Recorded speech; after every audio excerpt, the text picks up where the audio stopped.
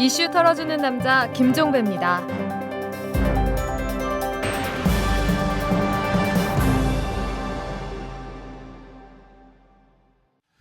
6월 17일 월요일입니다. 자, 이탈남을 열어주시는 분이죠. 오마이뉴스의 이주영 기자 함께합니다. SNS 한 뉴스 시간이죠. 어서 오십시오. 안녕하세요. 네, 자 소식 전해드릴까요? 네.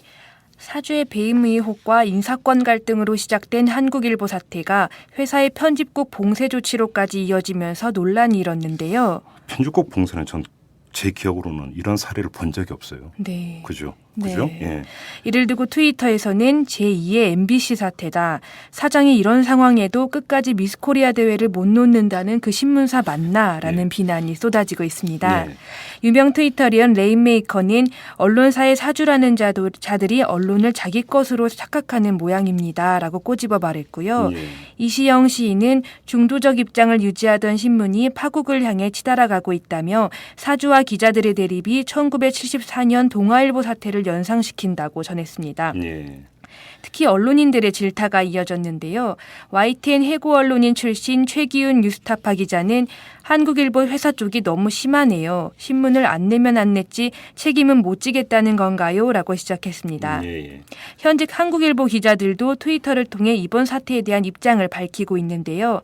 서하숙 한국일보 선임 기자는 경영진의 무지몽매한 행위는 비판하더라도 한국일보에 대한 애정과 관심만은 버리지 말아달라며 계속 잘 만들려고 싸우고 있습니다라고 말했습니다. 그러면서 앞으로도 신문을 애독해달라고 부탁했습니다. 말 그대로 절절한 어떤 뭐냐면 신문사 사랑이 여기에 녹아 있는 건데 네.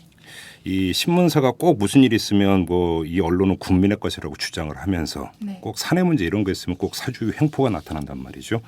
우리나라의 그 언론의 고질병인 것 같은데 저희 이탈남에서도 이걸 한번 좀 다뤄보도록 네. 기회 되면 다뤄보도록 하겠습니다.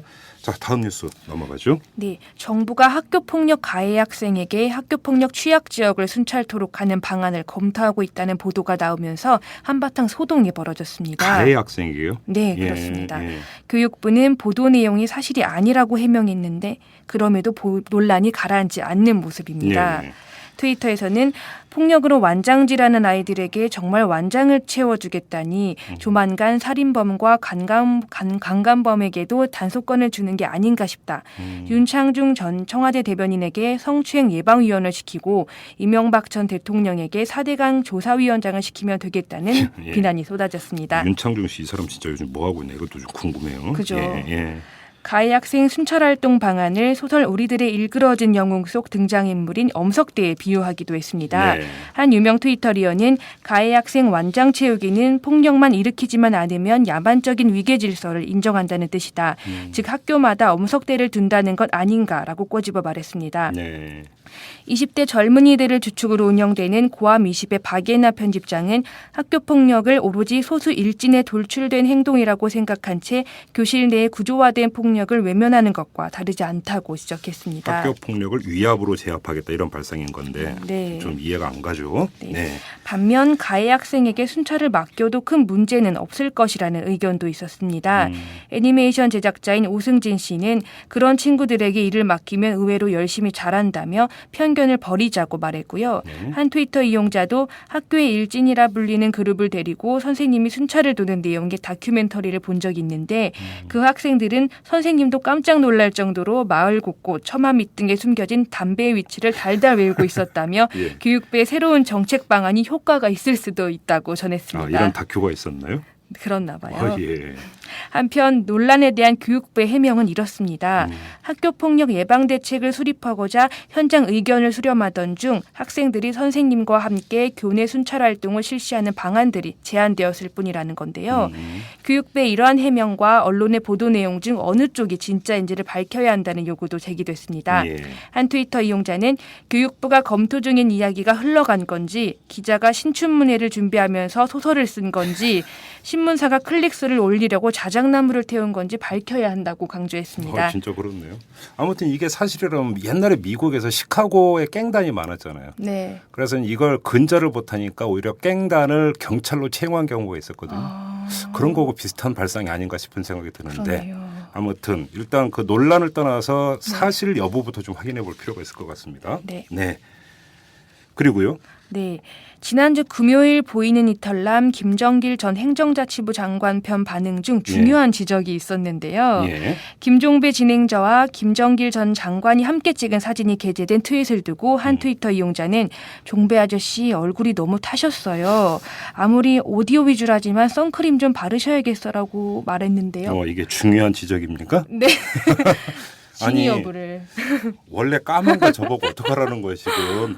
타고 태어나기를 까맣게 타고 태어났는데 원래 까맣다. 원래 까매요. 원래 까만 걸 저보고 어쩌라는 겁니까? 거기다가 물론 수염 때문에 네. 좀 농도가 짙어지긴 했지만 네. 원래 까맣다라는 좀 네. 애청자 여러분들이 좀 이해를 해 주십시오. 근데 네. 좀 저도 이거 봤는데 네. 사진도 봤거든요. 대비가 많이 되긴 하더라고요. 흑백의 조화라고 너가 또 얘기를 하던데. 네. 알겠습니다. 자, 이지영 기자 수고하셨어요. 감사합니다. 네. 재벌과 모피아의 함정에서 탈출하라. 종횡무진 한국경제. 재벌 개혁에 앞장서온 김상조 교수. 그가 한국경제에 던지는 8가지 질문. 우리가 몰랐던 한국경제의 진실을 파헤칩니다. 더 이상 경제 권력자들의 눈속임에 속지 마세요. 종횡무진 한국경제. 오마이뉴스가 만드는 책 오마이북.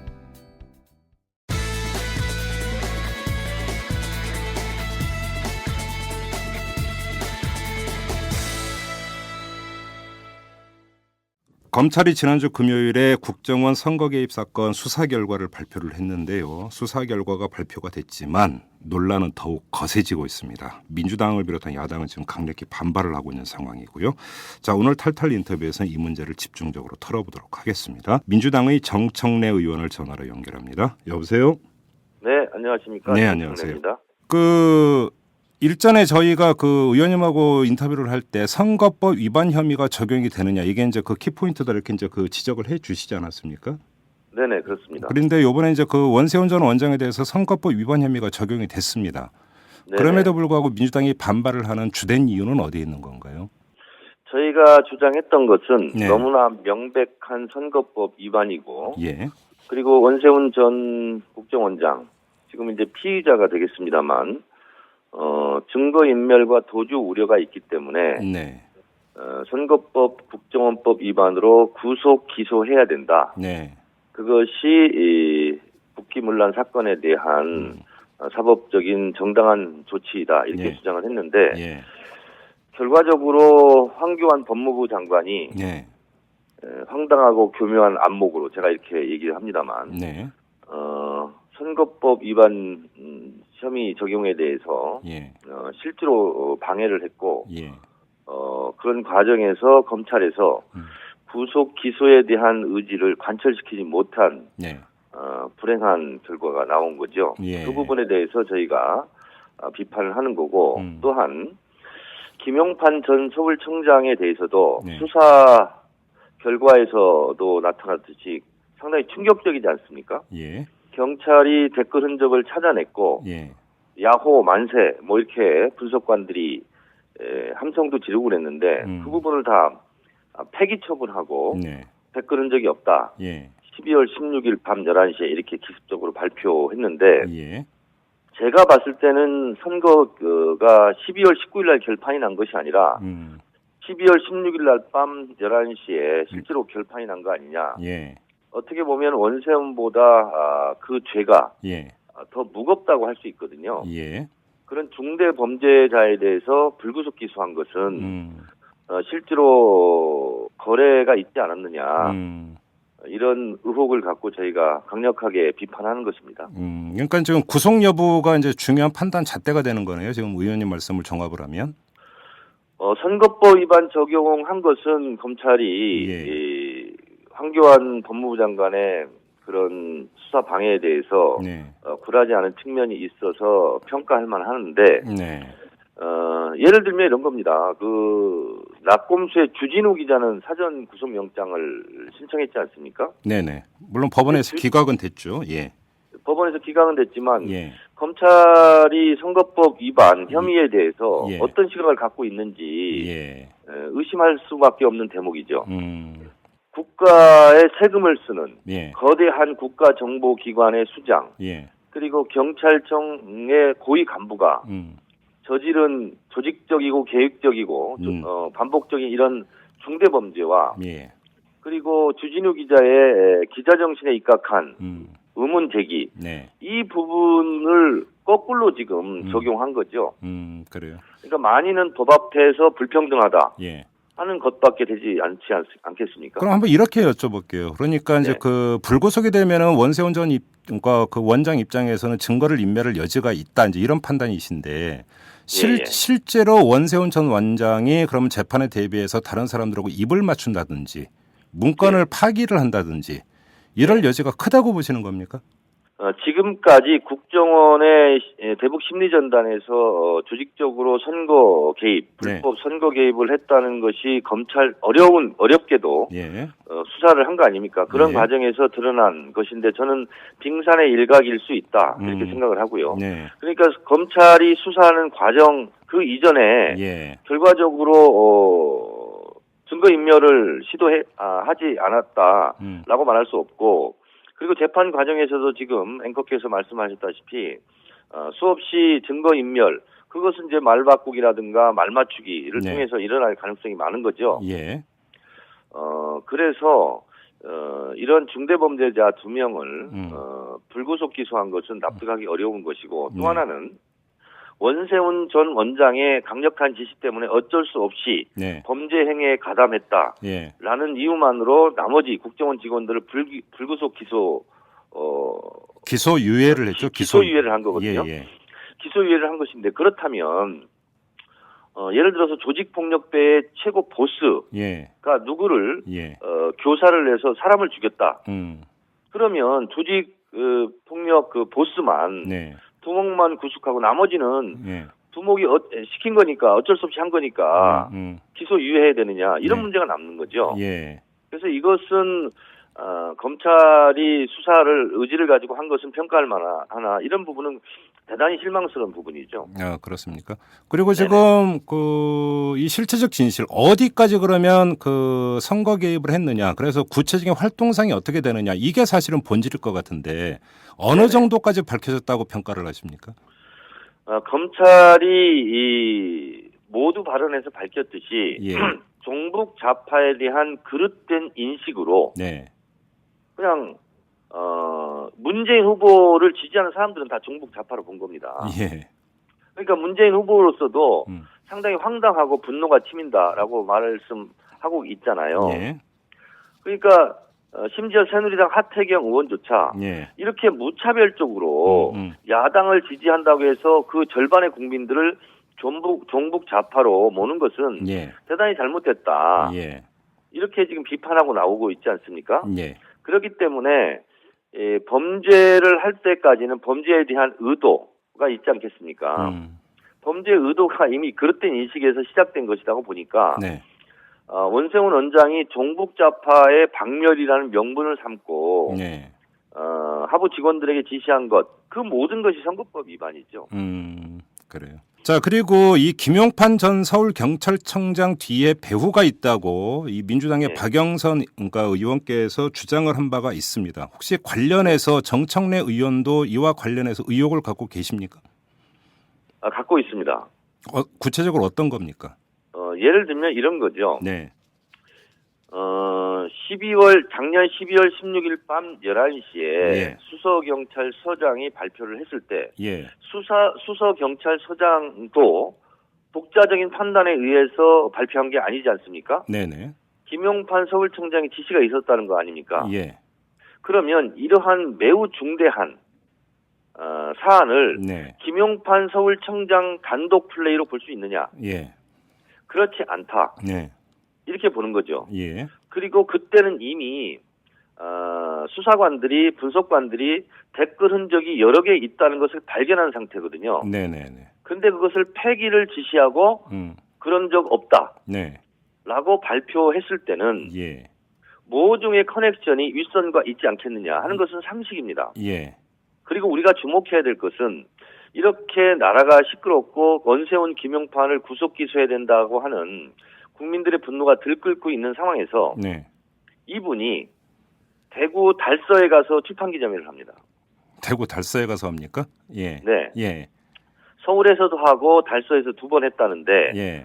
그 달서가 보궐선거가 예정돼 있을 것으로 예상하는 지역이랍니다. 지금 현재 재판이 진행 중인 곳입니까 혹시? 그곳이? 보궐선거가 예정돼 있다고 그러는데 예. 거기에 누가 내년 선거를 위해서 사퇴하고 뭐 이러면 보궐선거가 있을 가능성이 있다고 그러는데 네. 그것까지 제가 디테일까지는 모르겠습니다만 예. 거기에 가서 이 범죄 혐의를 받고 있는 분이 출판 기자회견을 했다. 네. 뭔가 믿는 구석이 있지 않겠어요? 예. 근데 그런 부분이 이제 상식적인 합리적인 의심이고 그러면 지금 말씀을 종합을 해보면 전 정권 그러니까 이명박 정권의 어떤 실세가 배우라는 뜻이 아니라 현 정권 박근혜 정부의 어떤 인사가 그러니까 배우일 개연성이 있다고 지금 보시는 걸로밖에 해석이 안 되거든요. 맞습니까? 제 해석이? 그러니까 네. 정확하게 말씀드리면 이겁니다. 네. 12월 16일 밤 11시에 예.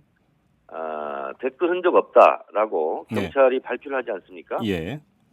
11시에 발표를 하는데 2시간 20분 전에 네. 9시 40분에 예. 새누리당 선대위원회 박선규 대변인이 예. 오늘 중으로 경찰의 수사 발표가 있을 것 같다라는 뉘앙스로 YTN 중계 가운데서 얘기를 합니다. 네네. 그리고 그 낮에 점심때 김무성 총괄본부장도 똑같은 얘기를 해요. 예. 그리고 밤 11시에 발표를 하고 11시 11분에 예. 국정원이 기다렸다는 듯이 예. 민주당이 터무니없는 정치 공세를 하고 있다. 민주당이 국기문란 사건을 일으키고 있다. 네. 민주당은 민형사상 책임을 각오하라. 예. 이런 성명을 발표합니다. 예. 자, 그러면 누가 봐도 예. 짜고 치는 고스톱이 아니었겠느냐라는 의심을 할 수밖에 없거든요. 거기에 대한 정황을 저희가 합리적인 의심을 가지고 추적을 거듭했습니다. 네. 그 결과 예. 김용판 서울청장 뒤에는 예. 윗선이 있다. 라는 것을 저희들이 이제 알게 된 거죠. 그러면 당시 그게 박근혜 캠프의 모 인사다 이렇게 보시는 겁니까? 그거는 지금 단계에서 말할 수 없는데 예. 그 부분은 자세하게 박영선 의원이 알고 있어요. 그래요. 예. 그러면 그게 그러니까 예를 들어서 정황에 따라서 나오는 추측이 아니라 예. 구체적으로 그러니까 이 모 인사와 김용판 전 청장 간에 구체적으로 어떤 관계가 어떤 이야기가 오갔다라는 것까지 확보를 했다라는 말씀입니까? 아니면 정황이 기댄 추측입니까? 확보했다는 것을 의미합니다. 그렇습니까? 네네. 그럼 이건 상당히 중대한 문제가 되는데요. 어찌 보면. 네, 그렇습니다. 그런데 이거는 왜 그러면 박영선 의원은 일단 그냥 배우가 있다까지만 던지고 더 구체적인 내용은 아직 공개를 안 하고 있는 겁니까? 지금 오늘 잠시 후에 예. 법사위원회에서 황교안 법무부 장관이 출석한 가운데 현안 질의가 있거든요. 네네네. 그러니까 그 현안 질의 답변 과정에서 예. 공개할 수도 있고, 예. 그런 상황이거든요. 그래서 그 판단은 박영선 의원이 하기로 되어 있습니다. 그렇습니까? 상당히 중대한 포인트인 것 같은데 아무튼 그러면 지금 박영선 의원이 이 문제를 핸들링을 하고 있다 이렇게 정리를 하고요. 박영선 의원이 언제 어떻게 공개를 하는지는 좀 지켜보도록 하겠습니다. 그러면. 네네. 자, 그러면 이제 아무튼 검찰 수사 결과는 나왔습니다. 이후가 중요한데 자, 여기서 몇 가지 좀 추려서 일단 말씀을 드리겠습니다. 첫째, 김한길 대표가 지난주에 긴급 기자회견을 열어서 황교안 법무장관 해임 건의안 제출을 검토를 하겠다라고 언급을 한 적이 있었습니다.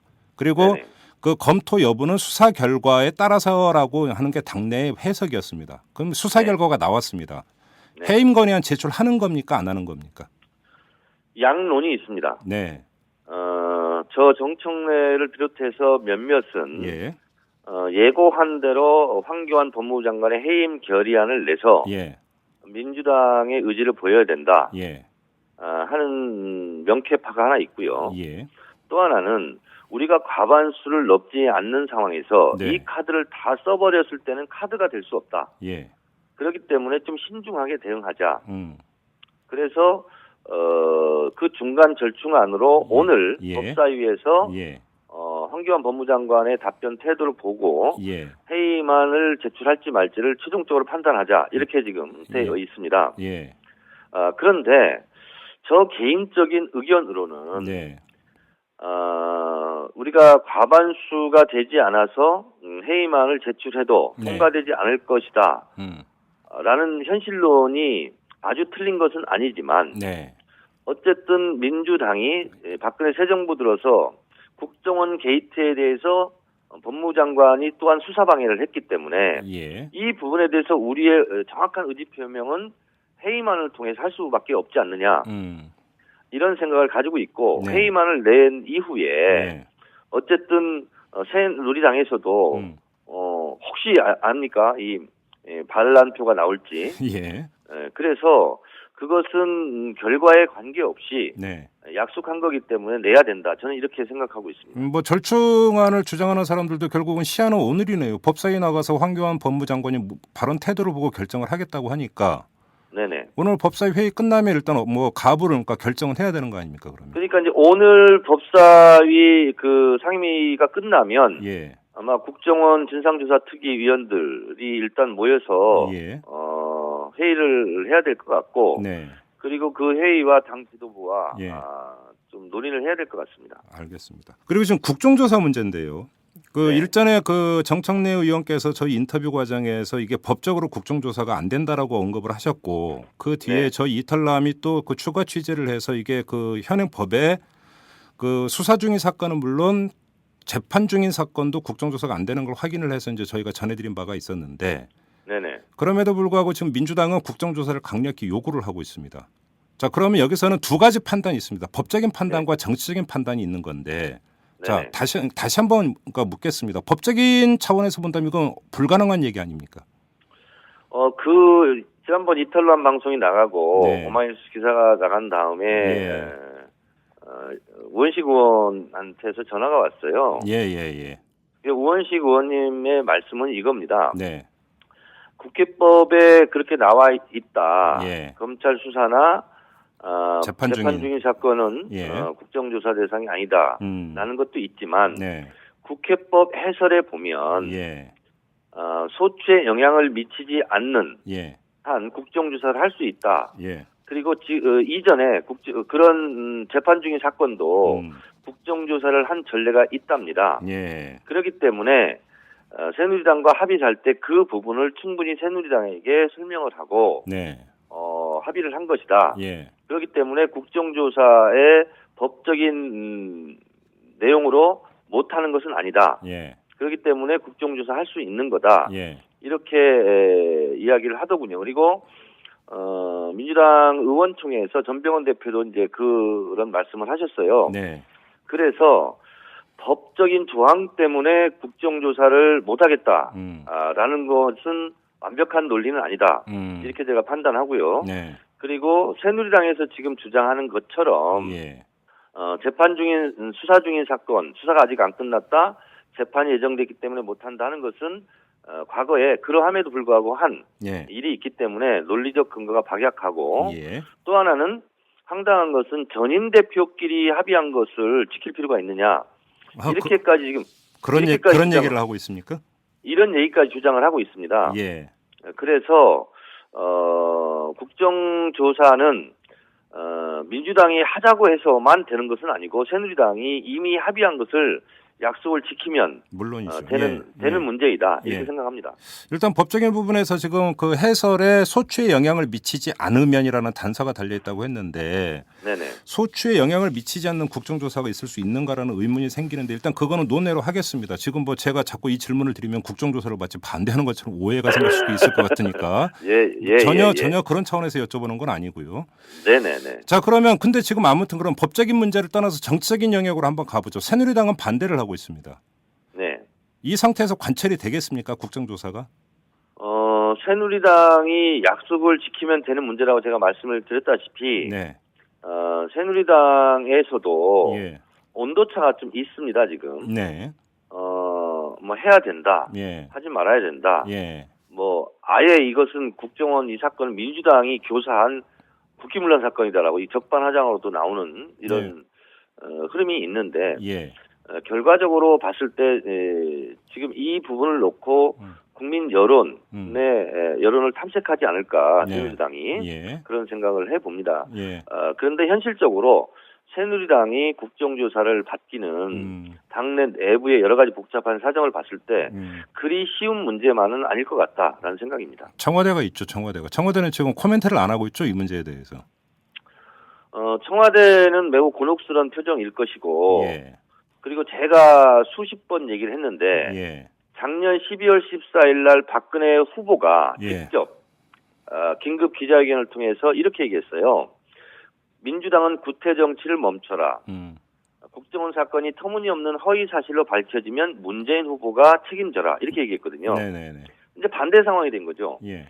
국정원 대선 불법 개입 사건에 대해서 박근혜 대통령의 행정부, 예. 검찰이 예. 선거법 위반이다라고 결론을 낸 거거든요. 네네네. 그러니까 박근혜 대통령으로서는 이 부분에 대해서 뻘쭘한 거죠. 네. 말을 할 수도 없고 안 할 수도 없고 예. 이런 상황이고 더군다나 국정원 추모 국장이 지금 민정수석실에 근무하고 있지 않습니까? 지금도 인사조치 안 하고 있나요? 지금도? 안 하고 있습니다. 예. 그러니까 하기도 뭐하고 안 하기도 뭐하고 예. 그 뻘쭘한 엉거주춤 상태입니다. 저도 어제 기자회견에 주장을 했습니다만 국정원 사건이 없었다면 12월 16일 날 예. 김용판의 그런 허위 수사 발표가 없었다면 네. 대선 결과는 달라진 거죠. 예.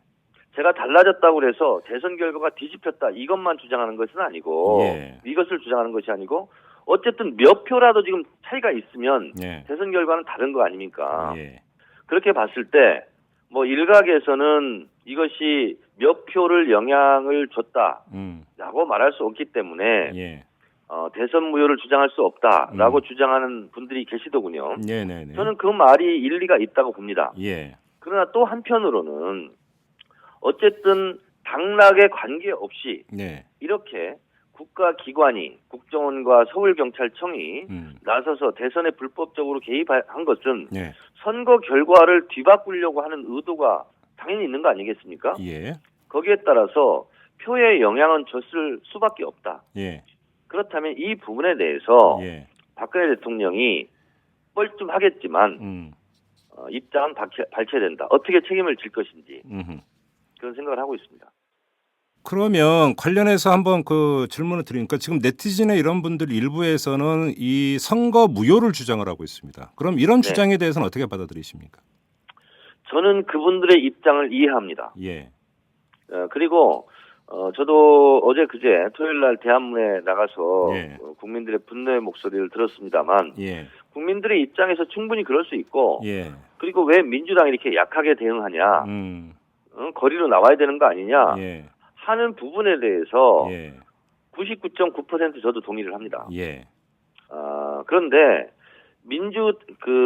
민주당이 대한문 앞이나 서울역이나 보신각에서 했던 얘기와 똑같이 주장을 하게 되면 예. 역풍을 또 맞을 우려가 있거든요. 그래서 김대중 대통령께서 말씀하셨다시피 반발짝만 앞서갔으면 좋겠다. 저는 이런 개인적인 생각을 하고 있는데 네. 오히려 반발짝 뒤에서 따라가는 형국입니다. 지금. 민주당이. 그래서 예. 저는 개인적으로 좀 답답한 상황인데 예. 그렇다고 또 대놓고 공개적으로 예. 불만을 표출할 수도 없고 예. 그래서 곤혹스러운 그러면 의원님의 그런 말씀대로라면 입장입니다. 한 발짝 앞서가는 건 선거 무효를 주장하는 거고 반발짝 예. 앞서가는 건 어떤 겁니까 그러면? 적어도 이 국정원 사건에 대해서 김용판의 허위수사 발표에 대해서 아파하고 분노하고 있는 국민들과 예. 같이 어깨 걸고 나가야 되는 것이죠. 그러니까 그분들도 제가 나가봤더니 예. 민주당 국회의원 정청래의 입으로 예. 본인들의 주장을 말하라 이렇게 주장하지 않습니다. 그분들도 굉장히 현명하거든요. 예. 그냥 자기들이 주장하는 거에 대해서 예. 같이 와서 앉아서 박수 쳐주고 힘을 예. 보태달라 이런 차원이거든요. 예. 그래서 그 정도는 야당이 해야 되지 않겠는가 이런 생각을 하고 있습니다. 알겠습니다. 마지막으로 이 질문을 드려야 될 것 같은데요. 정청래 의원은 국정원을 주관하는 국회 정보위원회 의원이시기도 합니다. 자, 네네. 그러면 중요한 건 앞으로 이 재발 방지책 아니겠습니까? 그다음에 네네. 이것이 사법적 처리 말고 조직적인 처리가 또 있을 수가 있습니다. 국정원 내부에서의. 예. 그러면 이 그 선거 개입에 가담하고 동원됐던 직원이나 이런 사람들에 대한 국정원 내부의 어떤 그 조직적인 조치가 있었는지와 재발 방지책이 어떤 게 있을 수가 있는지 혹시 국정원의 움직임이 그 파악이 된 게 있습니까? 현재까지는 네. 검찰 수사를 지켜보자라며 네. 조용히 있었던 게 사실이고 예. 또한 내부적으로 원세훈 체제 사람들과 남재준 체제 사람들 사이에서 네. 미묘한 권력 투쟁 이런 게 있었고요. 서로를 음해하는 이런 게 있었고. 그렇습니까? 예. 그래서 그거를 하다가 정신을 못 차리고 있었고. 예.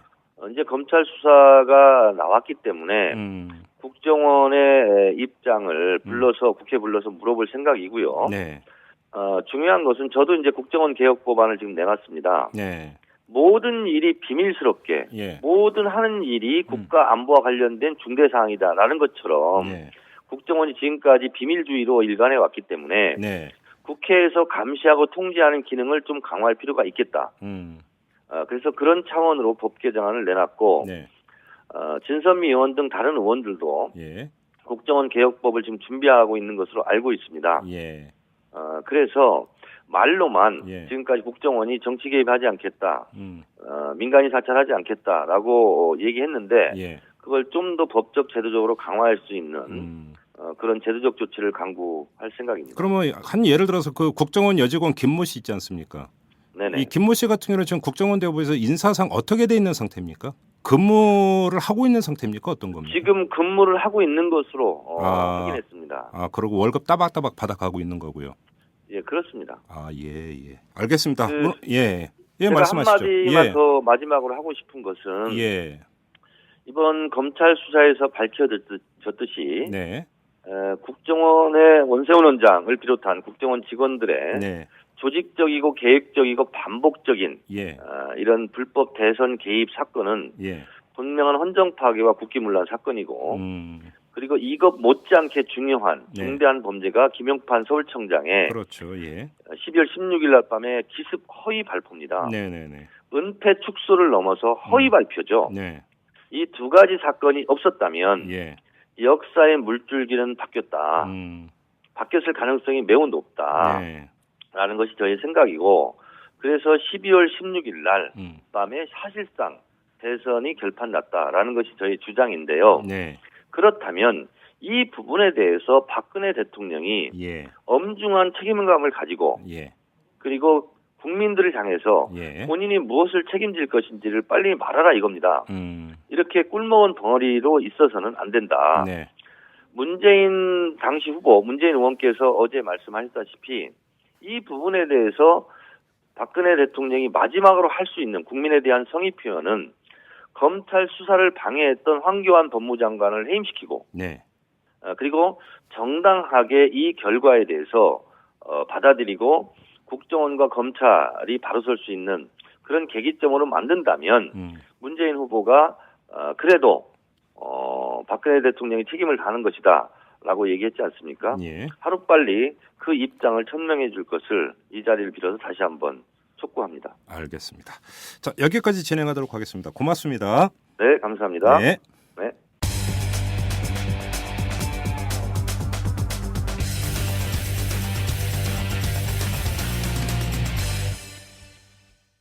매주 월요일의 고정 코너입니다. 자, 김종대의 돈, 권력, 군사 시간이죠. 자, 김종대 디펜스 21 플러스 대표 모셨습니다. 안녕하세요. 그 왜 버벅거려요?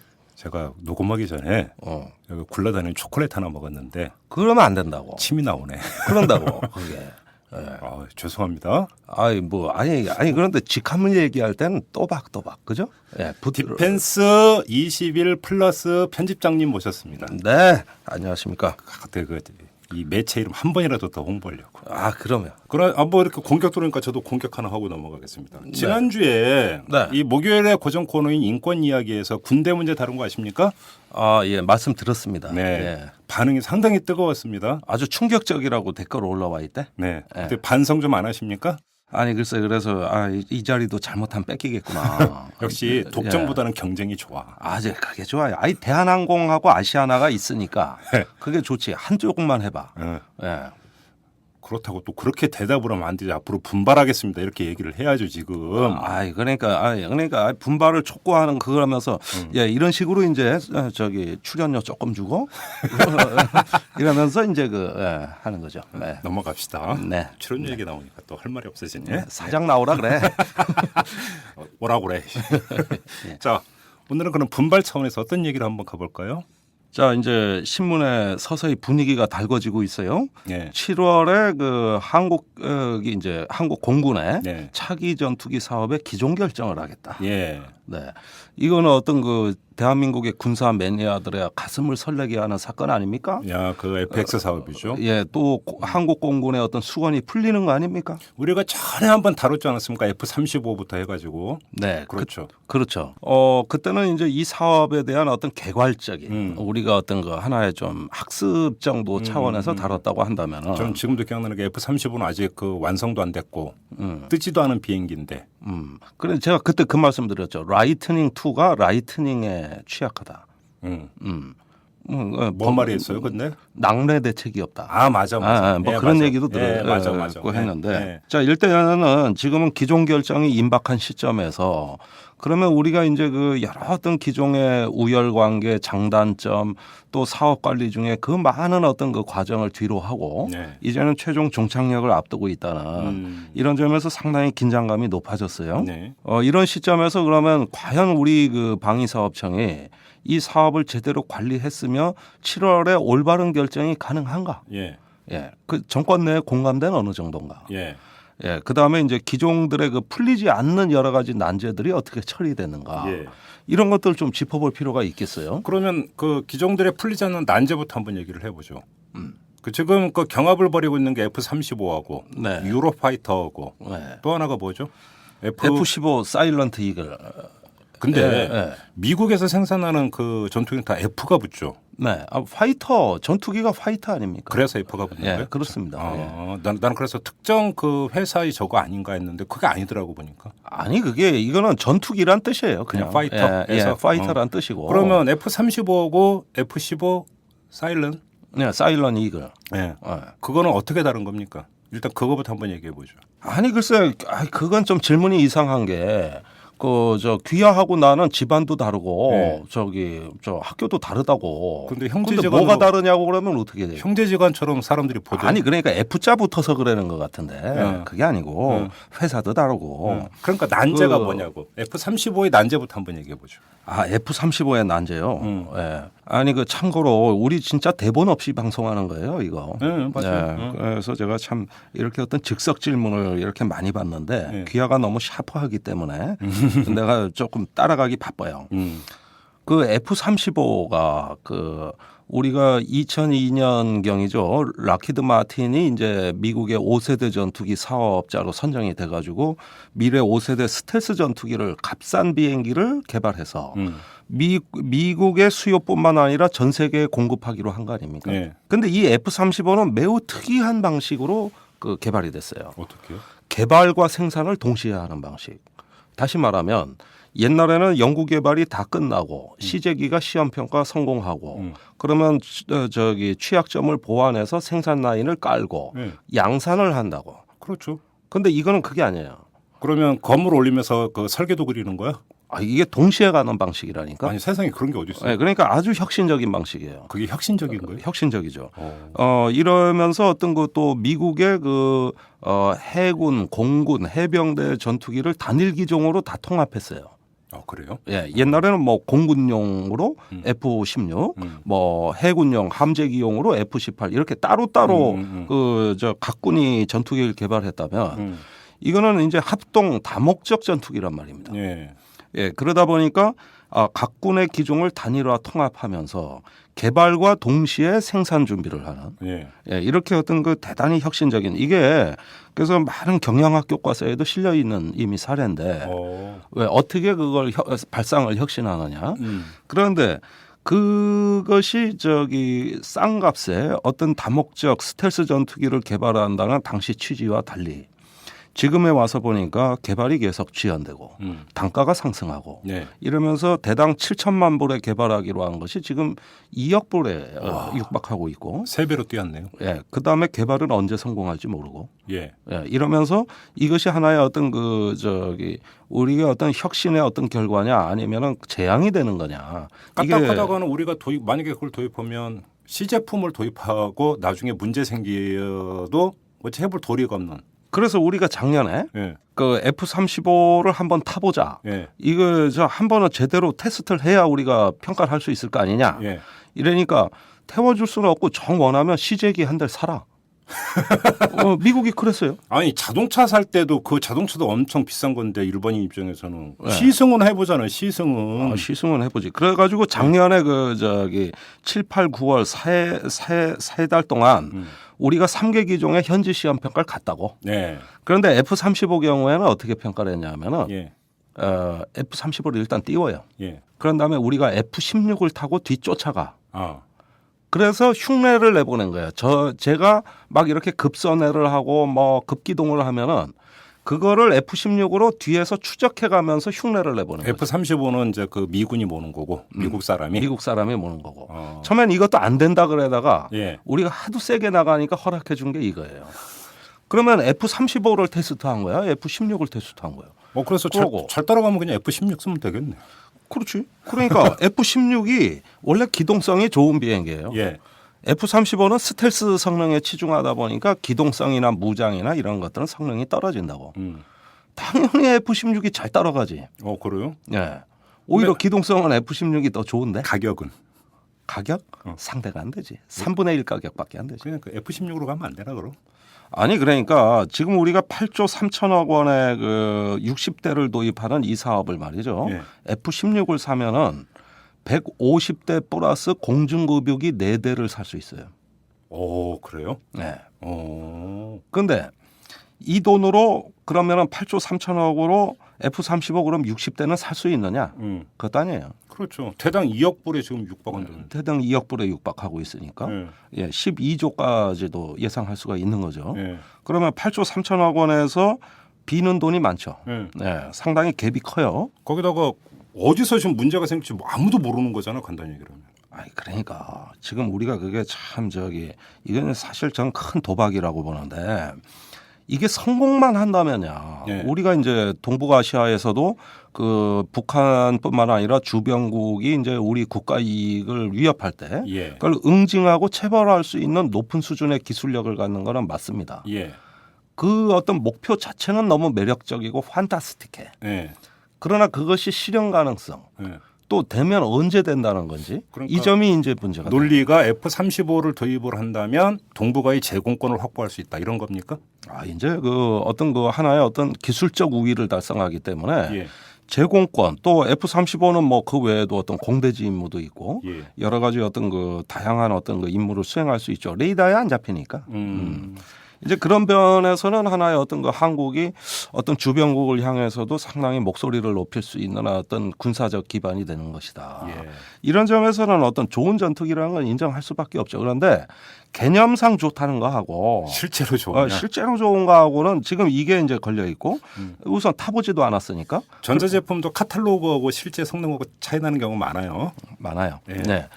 근데 이제 제가 저희 디펜스 21에서 취재한 바에 의하면 우선 가장 문제가 되는 것이 예산입니다.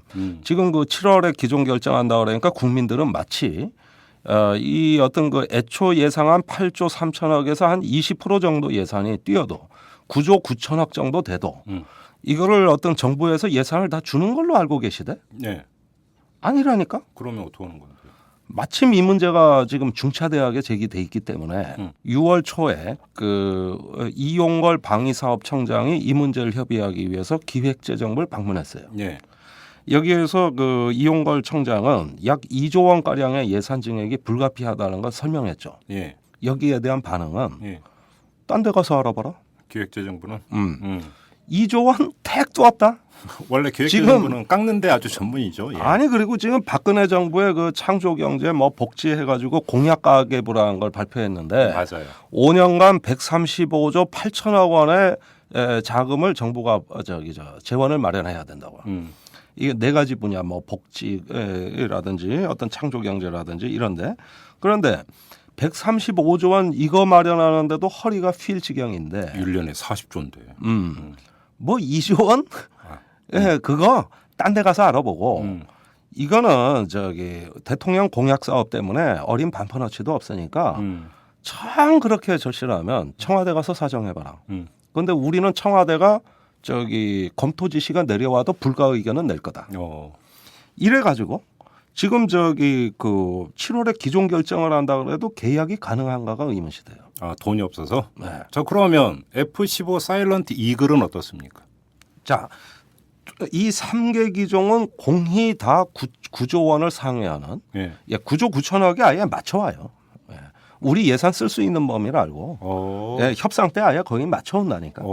예, 이거 빼고 저거 빼고 해서 그건 문제 없어요. 나중에 별도 사업으로 돈 또 뽑아 먹으면 저번에 되는 거기 한번 때문에. 얘기했죠. 예. 그래가지고 다 맞춰옵니다.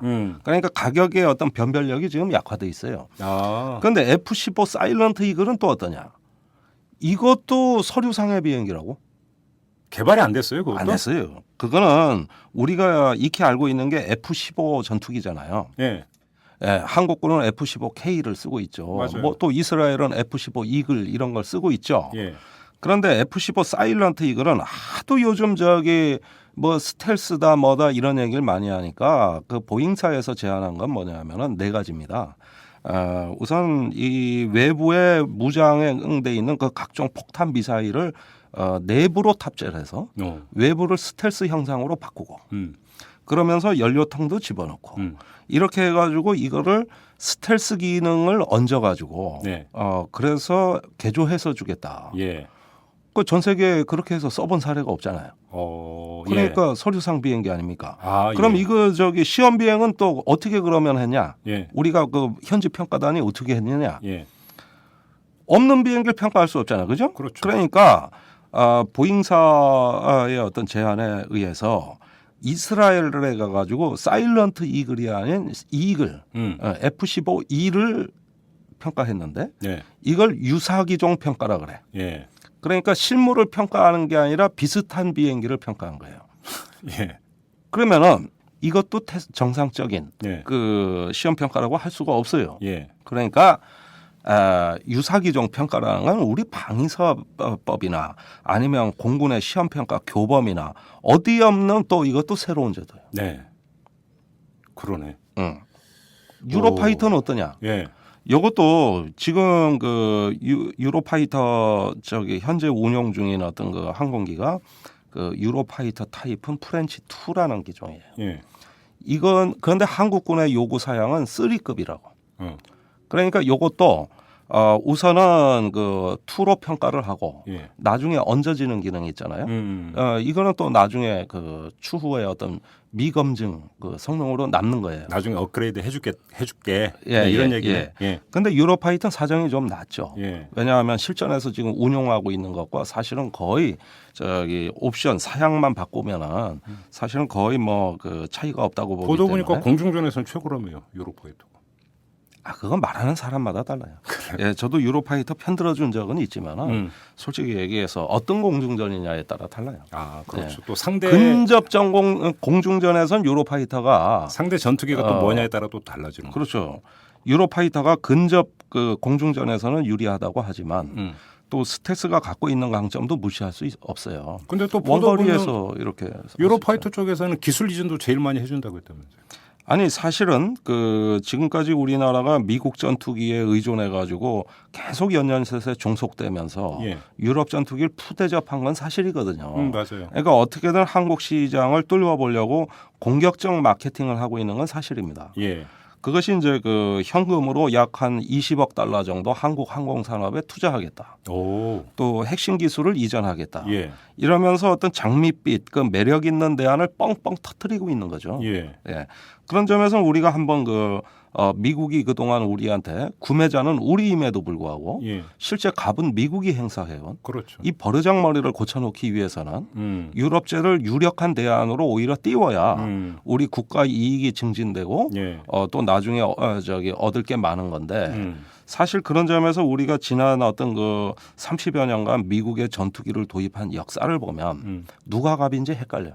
그렇죠. 예. 이 점이 우리를 상당히 가슴 아프게 하는 건데 때마침 전 세계적인 어떤 항공산업계의 어떤 불황을 틈타서 예. 이제는 어떤 공급자 경쟁 시대, 즉 구매자 위주로 시장이 재편되고 있으니까 이때 우리 슈퍼갑의 역할, 우리 구매력, 바잉 파워를 가지고 제대로 그 주권을 행사하고 이 어떤 그 갑의 위치를 행사할 수 있다면 이것처럼 좋은 일이 어디 있겠어요. 예. 문제는 그것이 아니라는데 문제가 있죠. 왜요? 왜 아니냐? 예. 자, 지금 하나 짚어보자고. 우리가 예컨대 이런 경우로 예를 들읍시다. 대학의 교수가 예. 학생들의 점수를 A부터 F까지 다단계로 매길 수 있죠. 예. 그럼 교수의 권한이에요. 그렇죠. 누구도 침해 못하죠. 음. 그런데 어느 날 대학 학장이 교수들 불러. 니들 학생을 점수를 A 또는 F 2개만 줘라. 오. 나머지 우수 장학생은 내가 선발해야 되기 때문에 니들이 너무 점수를 이렇게 우열 관계를 다단계로 주면 예. 대학의 재량권이 약화된다. 예. 이거 교육 비리죠. 이렇게 되면. 그렇죠. 그러면 공군의 시험평가단이라는 게 있어요. 현지 시험평가라는데 원래 공군 시험평가 교범은 9단계로 평가하게 돼 있어요. 상중하, 예. 보통, 미흡, 그다음에 우수 이렇게 하고 그걸 다시 3단계씩 나눠 상중하로. 그러면 9단계가 돼요. 이렇게 평가하는 게 정상이에요. 네. 이런 어떤 평가의 전문성을 도모하기 위해서 최고의 파일럿들이 시험평가단에 들어가요. 예. 그래서 9단계로 평가를 하는데 1차 FX 사업 때는 그렇게 했어요. 예. 그런데 국방부가 그걸 인정 안 하고 적합 부적합 2개로만 평가를 해라. 그런 게 어디 있어요? 이렇게 해가지고 F15로 뒤집어 버렸잖아. 오. 지금 어떠냐 하면 또 그래. 오. 그렇게 해가지고 적합 부적합 이것만 평가하고 더 이상 세부적인 평가하지 마라. 그러면 이제 3개 기종 가운데 적합이 2개가 나올 수도 있잖아요. 예를 따라서. 아니. 그럴 때는 그냥 국방부가 선정해 버리는 겁니까? 그러니까 여러 개 그거 있잖아요. 그 항목들이 수백 가지예요. 이걸 하다 보면은 야, 요건 조금 미흡하다. 요거는 좀 보통 줘도 되겠다. 뭐 이랬을 때 그냥 미흡이면 60점 처리하고 나머지 적합이면 다 100점 주겠다 이겁니다. 변별력이 갈수록 약화돼서 이젠 기종 간의 우열을 공군이 평가한다는 건 거의 불가능해지죠. 아니 그걸 공군이 평가해지 왜 다른 데서 이거 말이 안 되잖아요 지금 그게. 그러니까 그게 바로 우리나라가 정치 논리로 그 전투기를 도입하게 되는 어떤 제도적 장치가 여기서 나오는 거예요. 그러면 실제로 그것을 선정하는 실질적으로 힘을 행사하는 주체는 누굽니까 그러면? 이 문제가 청와대입니까? 저는 실질적으로 이 문제를 행사하는 주체가 청와대냐 국방부냐 공군이냐 문제로 지난 20년간 우리 벌어진 사회적 스캔들이 얼마인가 보라고. 그렇죠. 정치적 스캔들. 그렇죠. 공군이 막 양심 선언하고 네. 또 공군총장이 강제로 연행돼서 기무사에서 조사받고 입원하고 막 강제 입원하고. 그런 적이 있었나요? 아니 정용우 총장 1990년인가? 네. 그때 그 한국형 전투기 발표할 때 F-18 사겠다고 고집하니까 국방부가 현역 총장을 그 서울 지구병원에 강제 입원시킨 다음에 거기서 옷을 벗겼잖아. 저녁식도 못 하고. 공군 참모총장을. 참모총장을. 야 심하다. 예. 그래가지고 공군총장 구속시킨 다음에 예. F-16으로 기종 변경해 버렸잖아. 그다음에 2002년 FX 사업 때는 어땠냐고. 공군 시험평가단이 최고의 파일럿의 자존심에다가 예. 그 소신에다가 예. 했는데 이 시험평가단이 밤낮 토의를 하면서 세심하게 평가를 하다 보니 자꾸 유럽 전투기에 기울어지는 거예요. 그러니까 그 현지 시험평가단장 대령을 네. 구속시켜버리고 예. 네. 그런 다음에 평가 자료를 다 세부적으로 평가한 걸 적합 부적합이라는 평가로 바꿔가지고 네. 국방부가 가져가 버렸잖아요. 시험 평가단에 들어가는 게 단두대 위에 올라가는 거 비슷하네. 그러니까 그 당시에 시험 평가단은 참 저는 뭐랄까 어떤 그 하나의 독립군 같이 그러게요. 정말 게릴라 같이 저항했던 것 같아요. 그래서 4개국 전투기를 몸소 체험해 보면서 예. 이것의 어떤 기종 간의 우열을 정말 면밀하게 따진 이유가 뭐겠어요. 후배 장교들, 후배 조종사들을 위한 어떤 그 자기 나름대로의 어떤 그 신념 때문에 그런 거 아니겠어요? 자기 좋자고 그랬겠어요? 그러니까 최고의 조종사들이 했던 일이 국가적으로 요건 눈에 가시다.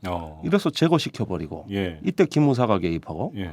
아니 이랬던 게 역대 사업에 우리가 많이 봐왔던 일 아닙니까? 그러면 그것이 순수하게 진짜로 말 그대로 공군의 논리 외에 정치 논리가 개입을 해왔다라는 얘기잖아요. 네. 그 정치 논리라는 게 뭡니까?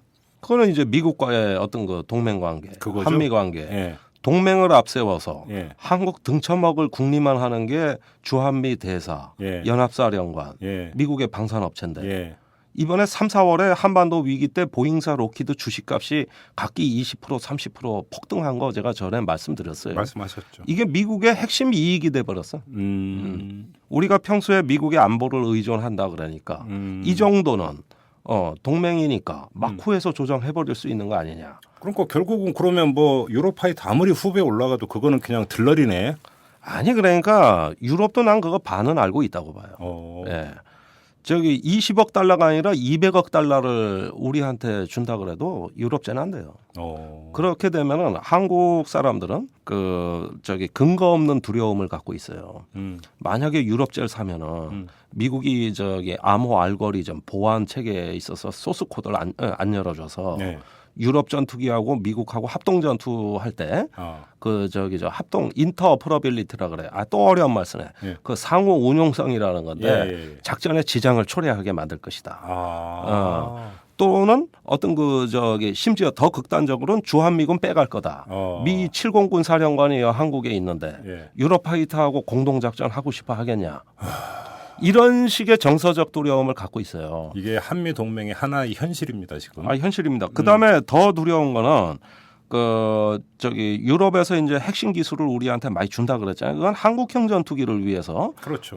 주는 건데 그럴 때 어떤 그 미국제 기술이 아무래도 몇 개는 들어가게 돼 있다고. 그렇지. 그럴 때 그 기술의 해외 판매를 불허해 버리면 예. 어떻게 됩니까? 이 한국형 전투기 만들어서 해외 수출 못한다. 이런 데서 보복당한다. 그러니까 알아서 의뢰 위치로 긴다고. 그러니까 유럽 전투기를 선정하는 게 이 정서적 장애를 넘어야 되는데 예. 동맹의 논리를. 예. 이런 것들이 이제 이상해지는 거예요. 그리고 우리가 아파치 헬기 안 산다고 해서 여기 미 지상군이 철수하는 거 아니거든요. 절대 철수하는 일 없어요. 그런데 한국 사람들은 다 철수한다고 믿고 있어. 특히 군인들일수록. 이거는 어떤 정서적인 불치병이라고 절대 못 고쳐요. 그렇기 때문에 알아서 기는데 이러다 보니까 이 어떤 미국 전투기에 대해서 우리가 갑의 위치로 과연 평가할 수 있느냐. 아니 미국 전투기뿐만이 아니라 어떤 전투기든 우리가 공정하게 평가할 수 있느냐. 에? 이런 거. 거기에다가 평가라는 게 그렇게 뭐 저기 세부적 평가도 아니고 가불관계 평가, 적합 부적합 단순한 평가고 여기에다가 저기 그다음에 이제 절충교역이라고 하는 거 있어요. 예. 기술 이전 뭐 이런 거. 예. 또 어떤 거 대응 구매 이런 것들 이제 그 경제적 편익을 평가하는 건데 그것도 의문시돼요. 지금까지 그 방사청의 석연치 않은 일처리를 보면은 작년 10월까지 기종 선정한다 그랬어요. 그러다 2달 연기해서 12월 달에 한다 그랬어요. 그러다가 또 2달 연기해서 2월에 한다 그랬어요. 그러다가 이번에 네 번째로 6월에 한다 그랬다가 이번에 7월에 한다 그러는 거거든요. 그러면 부실한 시험 평가에 그 부실한 어떤 그 절충교역 협상에 이런 것들 보완하려면 애시당초 10달을 연기했다든가 예. 1년을 연기해서 예. 좀 충분히 어떤 그 협상이 끝나면 그때 하겠다 그러면 우리가 여유도 있고 좋았을 것을 예. 2달 석 달씩 쪼개서 그때 연기를 하니까 왜 그런 거예요? 업체는 그 해외 공급 업체는 저기 우리 자료를 그 시간 내에 준비할 수 없다. 이렇게 하면 그래? 그럼 그건 넘어가고 다른 거 협상하자. 이런 식으로 2-3달을 쪼개서 해왔다. 업체에 끌려다니는구나. 그러니까 이게 저기 그 이렇게 시간을 조금 주는 게 마치 저기 어떤 그 우리가 갑의 위치를 높이기 위한 거라고 방위사업청이 거짓말을 하는데 실제로는 그렇지가 않아요. 민간에서 프리젠테이션 못하면 탈락이지. 그거는 제때. 네. 응? 그러니까 근데 이거는 업체가 기다려 아직 우리 준비 안 됐어. 그러면서 예. 올해 초부터 미국 회사들이 우리한테 로비를 해왔다고. 네. 아까 그 F-35가 도저히 2016년까지 개발해서 우리한테 비행기를 인도를 못 한다니까. 예. 예. 그리고 F-15 사일런트 이글도 그건 마찬가지라니까. 예. 그러니까 미국 업체가 한 목소리로 2016년 도입하는 걸로 하지 말고 2017년부터 주겠다. 이렇게 로비를 해오기 시작했어요. 예. 근데 지금 방위사업청이 뭐라 그러냐 하면은 우리가 1년 사업이 늦어진 거기 때문에 우리 측 사정으로 도입 시기도 2017년으로 연기한다. 아니 외국 업체 사정이지 이게 어떻게 우리 측 사정입니까? 이 과정 자체도 미국 업체 처음부터 2017년 납기라 2016년 납기라고 다 정해져 있는 건데 과정 자체가 전부 다 미국 방산업체에 끌려다니고 있는 그러니까 거고. 여기서부터 벌써 예. 예, 저기 갑이 아니라 을로 기고 있다는 게 하나둘 정황이 드러나기 시작하고 있어요. 네. 그게 외국 업체 사정이지 왜 우리 사정이에요? 그렇죠. 예. 우리는 저기 기존 결정하는 건 우리 맘이지. 예. 그렇게 해놓고 또 다른 로비에 덧붙여지는 건 뭐냐면 예. 2017년부터 도입하는 걸로 하면은 그 중도금을 천천히 줘도 되는 거예요. 그렇죠. 예, 납기가 늦어졌으니까. 당연하죠. 그럼 기존 결정만 하고 계약서만 써주면 예. 박근혜 정부 5년간 돈 안 내도 된다. 그렇지. 다음 정부에 뒤집어 씌울 수 있는 거예요. 아. 요런 요구하고 하나 둘씩 딱딱 맞아떨어져. 아. 그래가지고 유럽 회사를 따로 불러 예. 방위사업청에. 예. 그래가지고 납기를 늦추는 제안서를 다시 내라. 아니 세상에 구매자가 조기에 납품하라는 걸 독촉하고 예. 업체는 늦추자고 하는 게 정상인데 예. 이건 까꿀로 돼?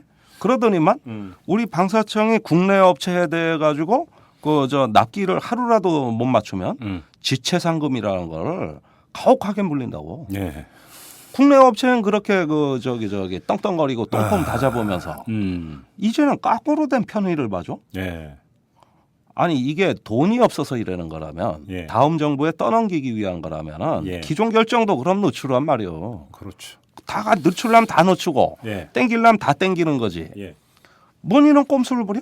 자, 그 문제가 지금 한미 동맹에서 빚어진 측면이 있다고 하나가 지적하셨는데 또 하나 우리가 전에 한번 로비스트를 그러니까 턴 바가 있습니다. 네. 그럼 이건 대규모 사업이니까 또 로비스트가 활약을 할 거 아니겠습니까? 그렇지도 않아요.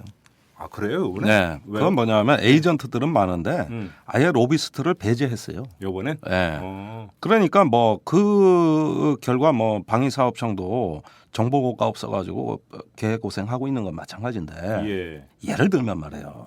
그 어떤 외국에서 기술을 도입하기 위해서 이번 FX 사업 중에 외국 가서 절충교역 협상을 했다. 예. 이 기술 달라 저 기술 예, 달라 뭐 예, 이런 예, 협상을 했는데 거기 어떤 그 가는 팀들 보면 제대로 된 기술에 식별할 수 있는 전문가들이 가는 것도 아니라고 솔직히. 무슨 회계사, 변호사 뭐 이상한 사람들이 잔뜩 가가지고 잔뜩 협상해서 가져오면 쓸데없는 기술인 거예요. 그러니까 이런 식으로 이 어떤 기술 이전에 대한 의지도 대단히 박약한 것이 거기에다가 F-35 경우에는 기술 이전을 할 수 없는 정부 대 정부 거래 방식이라고 FMS. 네. 이건 확정가도 아니에요 또. 확정가도 제시 못해요. 어. 사후 정산이에요.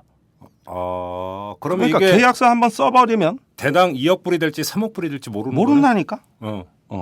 그러면은 가격을 모르는데 어떻게 입찰을 하고 그러냐? 그러면은 그 저기 우선 2017년에 그 납품가를 2016년에 미 공군이 구매하는 납품가로 내겠다. 그럼 그 다음 가격은 어떻게 되는 거냐? 그거는 싸질 거다. 이 얘기거든요. 얼마나 싸질지는 모르는 거고 싸지는지 비싸지는지는 오야맘이고. 그러면은 이렇게 개발 중인 전투기를 정부 대 정부 거래 방식으로 네. 이건 정부 대 정부 거래 방식이라면 미군이 쓰는 것과 똑같은 조건으로 구매한다 이 얘기입니다. 예. 가격이니 기술 이전이니 묻지 마예요. 예. 이건데 그러면 어떻게 보면 우리가 필요 없는 부수적 장비나 부수적 기능도 다 사야 된다는 거예요. 미군하고 똑같이 사야 되니까. 그렇죠. 우리 한정식집 가면은 안 먹는 반찬 무지 많이 나온다고. 20개, 30개. 그렇죠. 이렇게 한 상으로 주겠다. 예. 그러면 반찬은 네가 못 고른다 이거예요. 예. 이게 FMS라고. 이걸로 도입을 한다는 얘기인데 예. 그걸 개발이 다 돼서 쓰고 있는 검증된 거라면 별 문제가 없지. 비록 우리 국내법에 국가재정법이나 방위사업법에 저촉이 된다 하더라도 이 FMS가 좋은 제도예요. 개발 중인 건 몰라. 저번에 한번 지적하셨잖아. 비행기 그 전투기 몸통 들여오는 것보다 뒤에 유지 관리 비용이 훨씬 더 많이 들어간다고. 그러니까 이거 60조짜리 사업이에요. 예. 왜, 뭐가 저 10조? 그 30년간 총 제가 보기엔 60조 가까이 들어요. 자, 그러면 여기서 근본적인 질문을 하나 드리겠습니다. 그 FX 사업이 그렇게 고성능에 아직 완성품도 아닌 걸 들여와야 될 만큼 기묘하고 필요한 사업입니까? 그러니까 말이죠. 이게 안보를 명분으로 내걸면 예. 모든 것들이 다 이런 것들이 구렁이 담 넘어가듯이 넘어가는 게 그게 바로 안보 논리라고. 예. 네. 이 어떤 그 안보에 대한 수요는 밑빠진 독입니다. 그렇죠. 예, 원래. 그 끝이 없어요. 먹어도 배가 고파. 군비 경쟁이라는 예. 게 끝이 없는 거죠. 끝이 없는 거죠. 예. 그러나 검증된 전투기를 예. 우리의 어떤 한국형 전장 현실에 맞게 네. 해가지고 경제적으로 사용하고 예. 그것이 여의치 않을 때는 예. 다른 대안을 고려할 수 있는 정도의 국가 정책의 유연성은 갖춰야 돼요. 그렇죠. 예, 그것이 아니라 최고의 전투기를 쫓아만 가겠다는 건 뭐냐 하면은 보여주기 위한 겁니다. 우리가 그랜저를 탔냐, 에쿠스를 탔냐, 소나타를 탔냐가 마치 그 사람의 격을 결정하듯이 그렇죠. 예, 사실 어느 비행기를 탔느냐가 수준이라고 보는 거예요. 그러면 실제 전장 때는 어떠냐? 이런 것과 무관해요, 전쟁은. 예, 그게 문제예요. 실제로 저기 F-15 사가지고 제대로 써먹고 있느냐? 그렇죠. 가동률 60%대. 무장은 없고 공대지 무장은. 예. 그런데 전투기 수명 주기가 30년인데 예. 이런 상태로 벌써 10년을 까먹었고 예. 그러면은 전투기를 왜 도입하는지 이건 저번 시간에 이미 다 말씀드린 네, 거고 네. 그렇다 보면은 이것이 전투기를 사가지고 똥폼 잡는 목적이냐 실제 내실 있게 전투력을 향상시키는 목적이냐 네. 이게 문제고 이런 점에서 공군이 고가의 전투기를 사는 거를 육군은 배아파하기 때문에 예. 지금 청와대에서는 이 전투기를 2조 원의 예산을 증액시켜 줄 만큼 총대 메고 도와주시는 분이 없다. 아. 무슨 기존 결정을 할지도 모르는데 예. 계약은 할 것 같냐? 예. 제가 보기엔 올해 안에 그거 두고 봐야 합니다. 마치 사람들은 결정만 하면 계약하는 걸로 알고 있는데 천만의 말씀. 이 정권은 그럴 준비가 안 돼 있어요. 그러면 지금 모든 도로가 아스팔트 도로인데 굳이 사륜구동 오프로드를 살 이유가 있느냐? 이런 거하고 비슷한 거 아닙니까? 그렇죠. 그런 점에서 어떤 그 군의 어떤 그 심리는 군의 어떤 그 최고위급 지휘관들이 자기 재임 기간에 어떤 무기를 샀느냐에 대한 업적주의. 아, 또 그런 게 있어요? 있죠.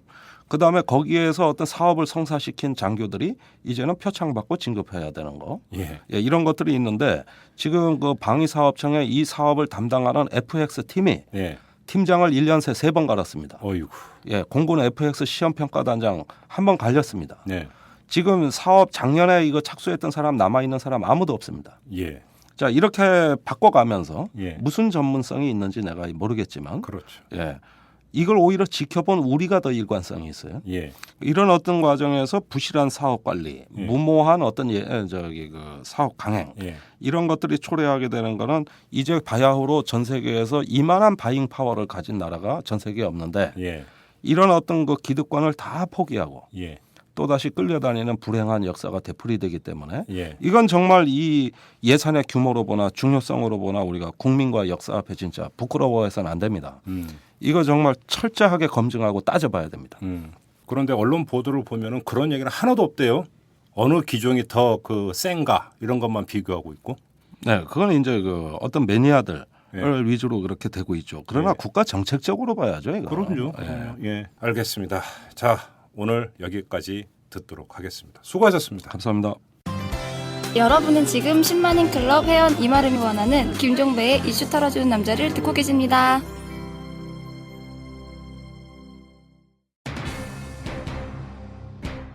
이 국정원 선거 개입 사건에 대해서 청와대는 침묵으로 일관하고 있습니다. 그러면서 비공식적으로만 이야기를 하고 있는데 그 요지는 전임 정부에서 저지른 일인데 왜 우리가 책임을 져야 되느냐 이런 식입니다. 이런 논리에 대해서 딱 한 가지만 말씀을 드리겠습니다. 지난 대선 과정에서 이 국정원 사건을 오히려 역으로 활용한 측면 이걸 없다고 과연 부인할 수 있을까요? 그렇지는 않을 겁니다.